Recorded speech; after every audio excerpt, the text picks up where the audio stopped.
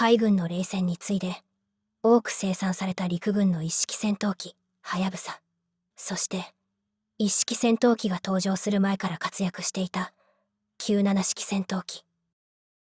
陸軍を象徴する2つの機体に乗った陸軍特別攻撃隊新部隊の元隊員がその違いを語ります。演習はもう97でずっとやっている。乗りましたよ。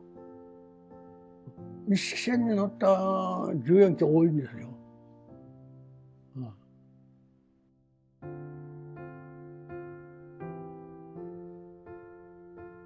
違うね。馬力が違う。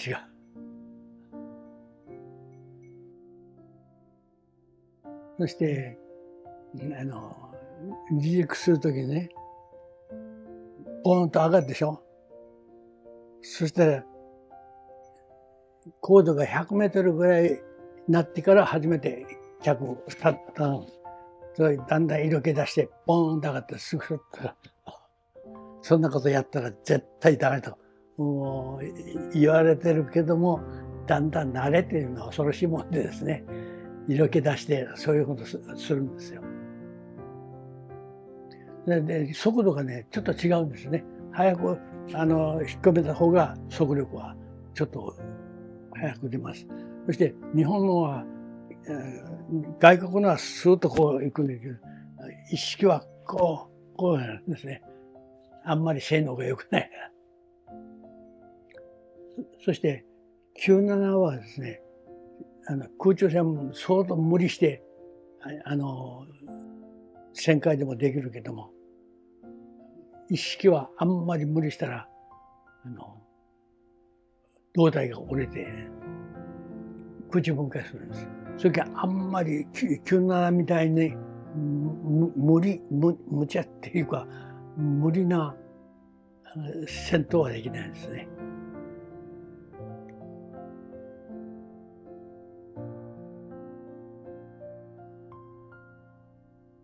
いや、それは97の方が長いですね。一式は1ヶ月までなかったかもしれないですね。できるんです。それはね、ほら赤田んぼに練習機に乗ったでしょ。そして今度は私戦闘機になってもういっぺんに17年もう離陸の速度と着陸の速度ともう一つなんかたった3つぐらいしか教えてくれないんですよ。それで行けって言われる。それで一番最初は97で、300メートルと3000メートルと間違えて、で降りてくる時はものすごい速度でもう滑走路いっぱいまでで降りてきたという経験がありますよね。それが一番最初やったんです。だからあんまり教えてはくれないですね。ただもう定番の着陸速度とか離陸速度ぐらいを教えてもらって、あとはもう行ってこいっていうことです。昔はそういうふうな指導法だったんですね。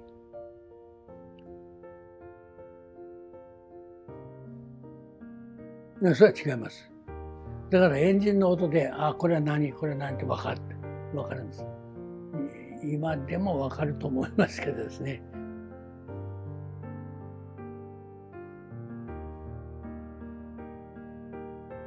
全然違うというかですね、初動操作は97の方が早いですね。すぐちょっとやってもすぐ一式の方はちょっとやってちょっと遅れて、だからみんなが言うんですけども、97の方が操縦しやすいっていうのは、そこなんですね。97の操縦があんまり操作が良かったもんだから、一式戦、二式戦、三式戦ともう遅れたっていうのはそこらしいです。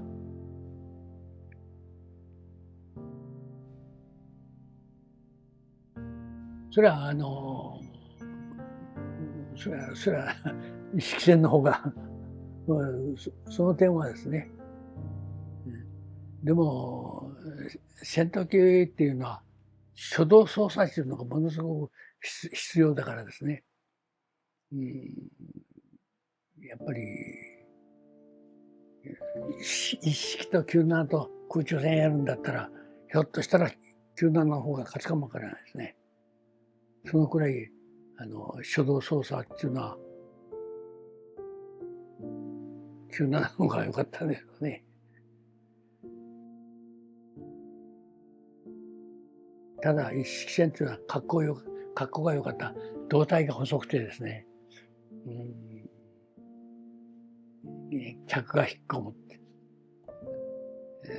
まあそういうことは、見てくだされば本当に良かったもんだからですね、大体が一応憧れたんですけども、着陸が下手なのは一式戦に乗せられなかったんですね。着が弱いからすぐポクッと折れるんですよね。だから着陸の下手なのは多分乗ってないかもわかりませんですね。私なんかもう着陸はもうピシャリ行けたけんですね。着陸復興し直したっていうことはないですもんね。横風でも。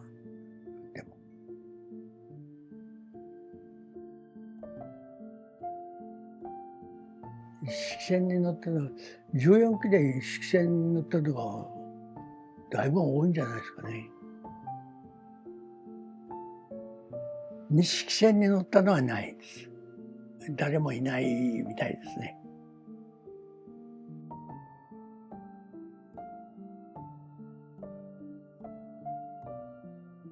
で覚えてます。覚えてます。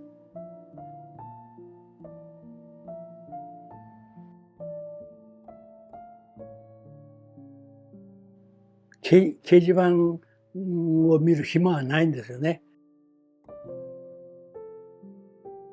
でもやっぱり体で覚えるんですね。体で覚えるのはやっぱ急なもう意識しても同じですよね。G の強さはやっぱり G の強さもやっぱり急なとあんま変わらんかな。意識はあんまり G やったら危ないから無理はするなっていうことだったですね。スタイルが良かったですもんね、あれ。胴が細くてですね、意識は。だから、あんまり無理したらミシっていう。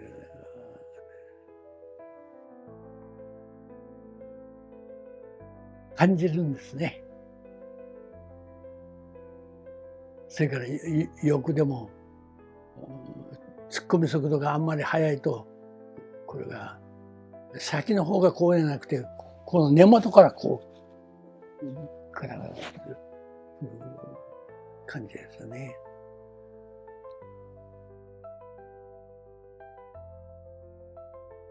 まあそうです。一式に乗って、それから二式になる。まあ、それけど、97からですね、二式はちょっと難しいです。これは一式でよっぽど練習しないと二式はなれないですね。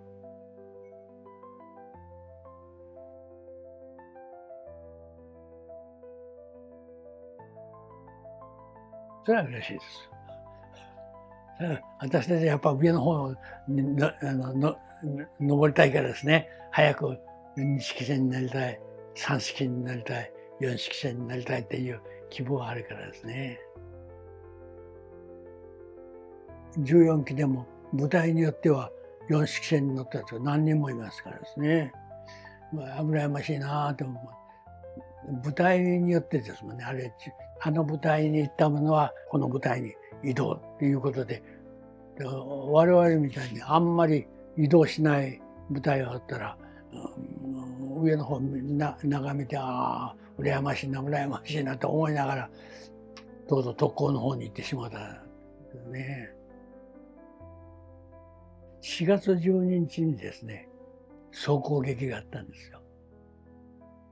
で、私たちも4月12日に総攻撃に参加する予定だったらしいんですけどですね、後でそれは聞いたんですけど、それ間に合わなくて、私たちはもう沖縄の大体一蘭から沖縄に行くんですけど、私たちの隊はあくまでも沖縄だけをめがけてっていう隊だったらしいんですけどね。だから沖縄が陥落したらもう終わりになってしまったんですよね。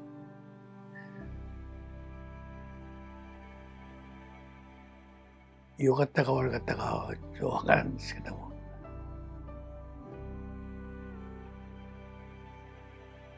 はい、そうです。早く行ったのは一色線でね。でさっき写真、これなんかも一色線で行ってるんですよね。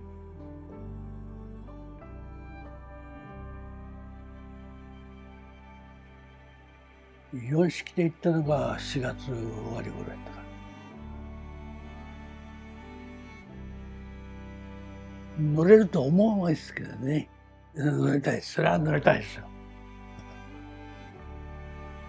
まあ、間違いなく、飛べるっていうのは、まあ、練習機赤とんぼぐらいですけどですね。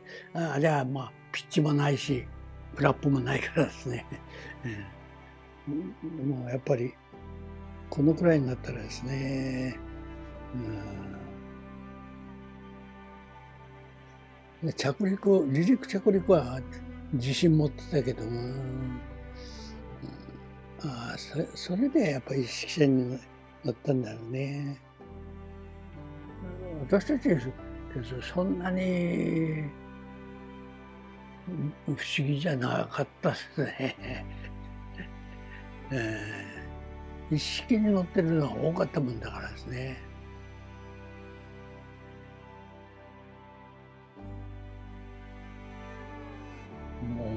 もう横浜ね、横幅が40メートルは広いですね。普通の滑走路は30メートルぐらいですよね。40メートル広い。航空母艦に着艦するのはちょっと難しいっていうことを聞いたんですけども、教官から「鳥はお前航空母艦に着艦する技術持っとるぞ」って言われたことあるんですよ。そのくらい私は着陸には自信があったですね。